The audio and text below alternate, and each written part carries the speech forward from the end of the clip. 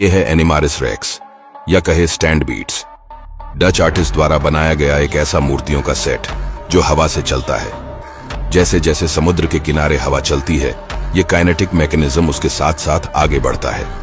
इन projects का उद्देश्य रेत को वापस पास के टीलों पर ले जाना होता था ताकि उन्हें बढ़ते समुद्र के कटाव से बचाया जा सके। और ये चीज काफी फैसिनेटिंग भी है, ऐसा लगता है जैसे जानवरों का काफिला चल रहा हो।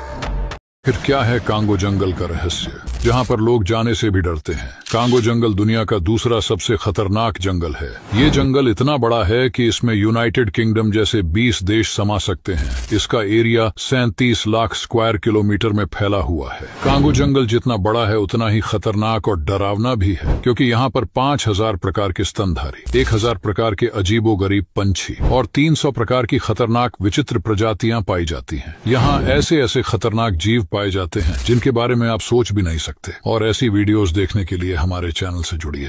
टाइटैनोबोआ दुनिया का सबसे बड़ा सांप था। ये इतने बड़े होते थे कि अगर इनके सामने डायनासोर भी आ जाए तो ये उसे भी निगल लेते थे। टाइटैनोबोआ आज से 60 मिलियन वर्ष पहले धरती पर पाए जाते थे। कुछ लोग ये भी दावा करते हैं कि ये सांप आज भी जंगलों में हो सकते हैं। इतने साल के बदलाव से हो सकता है इनका आकार छोटा हो गया हो, पर फिर भी ये काफी विशाल हो सकते हैं। ये सांप 4 फीट चौड़े और 50 फीट लंबे हुआ करते थे। इनका वजन 1500 किलो तक माना जाता है। ये ज्यादातर पानी वाले जीवों को खाते थे। साल 2009 में कोलंबिया में खुदाई के दौरान इसके शव पाए गए थे, जिसे देखकर आप भी जान पाओगे कि ये वाकई बहुत बड़े होते थे। ऐसे ही वीडियोस के लिए फैक्टोनिया से जरूर जुड़े। आप लोगों ने कभी इमेजिन किया है कि स्पेस की आवाज कैसी होती होगी? पहली बात तो अंतरिक्ष पूरी तरह से शांत होता है और यहाँ कोई हवा मौजूद नहीं है, क्योंकि अंतरिक्ष एक वैक्यूम है और साउंड तरंगे बिना हवा के माध्यम से यात्रा नहीं कर सकती है। लेकिन फिर भी अंतरिक्ष में मौजूद रेडियो वेव से वस्तुओं की आवाज को सुना जा सकता है और वैज्ञानिकों ने इसी तरह दूसरे प्लैनेट से आने वाले रेडियो वेव्स को साउंड वेव्स में कन्वर्ट किया है।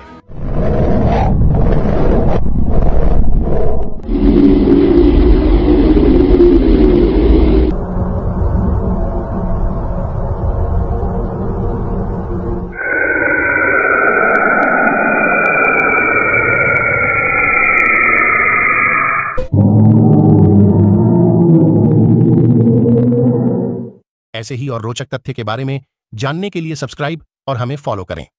छोटी सी निडल भी अगर स्पेस से अर्थ पर गिर जाए तो पूरी पृथ्वी एक सेकंड में ही खत्म हो जाएगी। लेकिन ऐसा तभी होगा जब वो नीडल लाइट की स्पीड से पृथ्वी से टकराएगी, जो कि होना एकदम इम्पॉसिबल है। लाइट की स्पीड का अंदाजा हम इस बात से लगा सकते हैं कि इस गति से हम चांद पर केवल 1 सेकंड में पहुंच सकते हैं। साथ ही 1 सेकंड के अंदर पृथ्वी के 7 चक्कर लगा सकते हैं। हमारी पृथ्वी से सूर्य की दूरी लगभग 15 करोड़ किलोमीटर है, लेकिन लाइट की गति से हम इतनी दूरी को केवल 8 मिनट में तय कर सकते हैं। लाइट की स्पीड से हमें हमारे सोलर सिस्टम के आखिरी छोर कुइपर बेल्ट तक पहुंचने में केवल 1 दिन लगेगा। अगर इसी स्पीड से मिल्की वे गैलेक्सी की एक साइड से दूसरी साइड जाना हो तो हमें 1 लाख लाइट ईयर्स लग जाएंगे और हमारी नियरेस्ट गैलेक्सी एंड्रोमेडा तक पहुंचने में हमें 2 मिलियन लाइट ईयर्स का समय लगेगा। अगर आप साइंस में दिलचस्पी रखते हैं तो स्पेस एस्ट्रो से जरूर जुड़े।